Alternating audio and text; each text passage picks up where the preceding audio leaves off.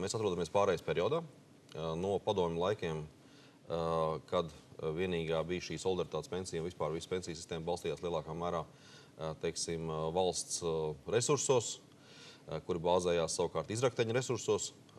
Šobrīd, šajos 20 gados, mūsu paudze, kas mēs šeit sēžam pie šī galda, mēs, principā, maksājam pensijas ar saviem nodokļiem, teiksim, padomju laiku galvenokārt pensionāriem, kuri nav savu uzkrājumu pietiekami lielā mērā, un, lai viņi varētu vest cilvēku cienīgu daudz maz dzīvi, tad tas ir tas, ko mēs darām.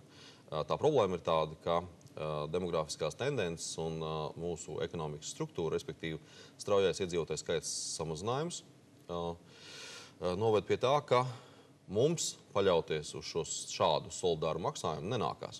Respektīvi vienkārši cilvēku, kas Latvijā strādās un pelnīs pietiekami daudz, lai mums maksātu šīs te pirmā līmeņa tā saucamās pensijas, vienkārši viņi nebūs pietiekami daudz, vai arī viņi nebūs gatavi maksāt tik, cik ir jāmaksā.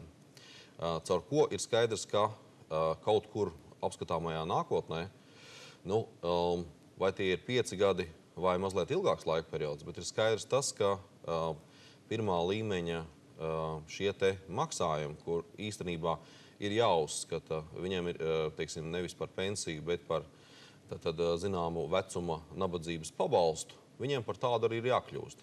Respektīvi, cilvēki ir savas darba dzīves laikā jāuzkrāj 2., 3. līmenī dažādos aktīvos, un tad iestājoties vecumam, kad viņi grib vairs nestrādāt, teiksim, vai nestrādāt tik intensīvi, viņi izmanto šos līdzekļus, ko viņi ir uzkrājuši. Un tikai tie cilvēki, kur dzīves laikā nav spējuši uzkrāt, kuriem nav ģimenes, kuriem nav aktīvu un kuri grimst nabadzībā, viņi saņem šo pirmā līmeņa pensiju. Neapšaubām tas ir tas, kas notiks, vai arī ir jānotiek fantastiskam cilvēku pieplūdumam vai fantastiskai ekonomiskai augšupējai. Imigrācija spēja atrisināt šādu problēmu? Tur ir tā problēma, ka pirmkārt, ja risina šo imigrācijas, saka analizēt šo jautājumu, tad nav skaidrs, kāpēc un kas tie ir par cilvēkiem, kas gribētu šeit ierasties.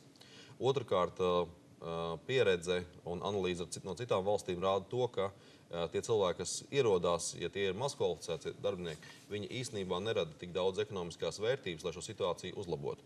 Viņi, protams, palielina patēriņu un palīdz, tā teikt, izsmērēt infrastruktūras izmaksas. Vienkārši tāpēc, ka ir vairāk lietotāji, viņi arī maksātu par ceļiem, medicīnu kaut kādā mērā un tā tālāk. Bet no pensiju un šīs te sociālā nodrošinājuma viedokļa lielas imigrantu masas, ja viņas ir salīdzinoši maz kvalificētas, īstenībā nerisina problēmu. Bet tomēr šī pensiju sistēma 1., 2., arī 3. līmenis faktiski tika radīta tomēr ar mērķi, ka tā strādās un ar plāniem, ka tā strādās. Tad šī zemā dzimstība ir vienīgais iemesls, kādēļ tā nedarbojas? Nē, ir vairāk iemesli.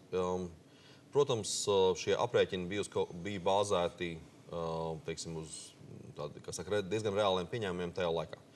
Pirmais ir tas, ka tātad kopumā mēs esam pazaudējuši ne tikai demogrāfijas, bet arī aizbraukšanas pēc vairākus 100 000 cilvēku. Īstenībā tas, kas ir noticis pēdējos 20 gados, ir salīdzināms ar Latvijas situāciju 2. pasaules kara laikā. Restīvi, mēs esam zaudējuši vairāk nekā pusi no tā, cik mēs zaudējām cilvēkus starp 40. un 45. gadu. Visus šos pēdējos 20 gadus. Mēs atrodamies kara darbības zonā, ko var redzēt arī ļoti vērojot mūsu infrastruktūru, piemēram, kur sabrūk. Tā kā nav ko brīnīties, ka viņi sabrūk. Tā kā šī cilvēku masveida aizbraukšana, kas nebija plānota, ir viens no faktoriem. Otrs ir demogrāfijas nokrišana pasaules zemākajā līmenī, teiksim, uz 1,1, 1,2 bērniem uz sievieti, kas ir arī daudz zemāk nekā tika plānots, plus nepamatota pensiju paaugstināšana šajos treknajos gados, plus tas, ka spekulatīvi šī sistēma tika veidot tādā veidā, ka zinātāji un galvenokārt valsts, varbūt, teiksim, ierēģiņi vai pietuvinātie cilvēki vienā periodā varēja sev sakārtot ļoti labas pensijas, jo mums ir neliels slānis, kuram kopumā tiek samaksāti vairāki 10 miljoni latu un kurš saņem ļoti cilvēku cieņu nepazemojošas pensijas. Ne tā, ka man skaustu, bet skaidrs, ka mēs uz to bāzēt šo sistēmu nevaram. Cilvēki var saņemt tikai to, ko viņi ir uzkrājuši. Vai tas nozīmē, ka mēs nevaram atļauties ne šādu pensiju sistēmu, tādā gadījumā arī ne šādu infrastruktūru, kāda mums ir šobrīd? Ar šo cilvēku skaitu, kas var atļauties un grib dzīvot, piemēram, ārpus Rīgas, skaidrs, ka mēs nevaram atļauties, teiksim, valsts infrastruktūru, kura ir, piemēram, 3 miljoniem cilvēku, ja mēs esam 1,5 miljonus cilvēku. Un šobrīd mēs, acīm redzot, esam kaut kur ap 2 miljoniem, iespējams mazāk. Skaidrs, ka šis te aizbraukšanas ātrums apmēram tātad, 4-5 tūkstoši cilvēku mēnesī, gan, kas nomirst vairāk nekā piedzimst, gan kas aizbrauc, viņš jau turpinās. Kamēr mēs šeit runājam, cilvēki sēžās autobusos un limašīnās un brauc prom. Ja?